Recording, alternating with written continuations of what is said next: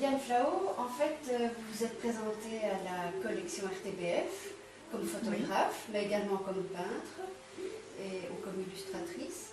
Et d'abord, si on parlait de vos photos, quels sont les thèmes récurrents qui vous tiennent à cœur? Principalement les personnes âgées, à des moments tout à fait inattendus dans leur vie. Par exemple, ce vieux monsieur, c'était dans la région nantaise qui passait, j'étais dans un café et juste voilà, quelqu'un, en fait il était connu, c'était quelqu'un un ancien médecin qui vivait dans la rue. Et voilà, il s'appelle Ulysse d'ailleurs, comme le quartier que j'habite. Ça, c'était une personne âgée qui ramassait incroyablement, qui entassait sous son manteau toutes ces espèces de coton. Elle faisait le marché, elle avait un âge certain. Elle était observée par ce petit garçon et je trouvais ça très touchant.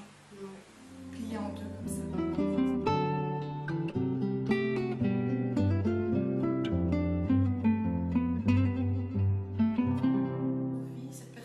Aussi derrière une devanture, sans doute d'un ancien magasin, et qui est chez elle, et qui ne voulait pas le photographier au départ. On la voyait mieux, et puis elle s'est cachée. Et là, j'avais appelé cette photo Éclipse. Donc les personnes âgées aussi, en couple, qui marchent dans la rue, avec c'est vrai un côté un peu symbolique de cette croix au-dessus, et cette route prioritaire. Voilà, on peut voir du symbolisme à l'intérieur, on peut voir aussi des choses qui me font rire ou qui me touchent. En fait, ces deux personnes qui ont une symétrie par rapport à leur parapluie et au regard qu'elles ont. C'était sur le toit à Paris, l'Institut du monde arabe. Voilà, c'est des moments comme ça, des sœurs qui passent, qui se parlent. Il y a aussi beaucoup le thème des enfants. Juste, je ne fais jamais poser non plus les enfants qui passent au moment où, pareil, ils vont d'un lieu à un autre, où ils jouent, simplement.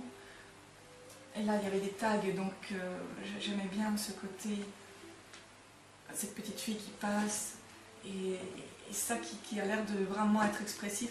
Il y a juste ces anciens tirages que j'avais faits il y a longtemps qu'il aurait fallu refaire un peu, pour éclaircir, pour retrouver les nuances. Et juste ce petit garçon-là que j'ai fait poser, il avait 3 ans, c'est le fils d'une amie, et que j'ai fait poser, mais tout en le laissant naturellement faire ce qu'il voulait. Mais c'était quelqu'un que je connaissais. Voilà, le triptyque qui a été présenté à la collection a été photographié selon une technique particulière, et avec quel type de matériel? Alors, normalement, j'avais un Canon AV1 avec moi, toujours, à Nantes, quand j'étais en France pour faire toutes les photos spontanément, sur le vif. Et là, justement, je n'avais pas, mais je venais d'arriver en Belgique il y avait peu de temps. Ça fait 11 ans que j'y suis maintenant. Et là, j'ai couru acheter un jetable, parce que j'avais envie de garder absolument une trace de ce ciel d'août très très noir, de ce reflet dans ces bâtiments, qui donnait une luminosité et puis des impressions tellement fortes qui étaient très, très en relief.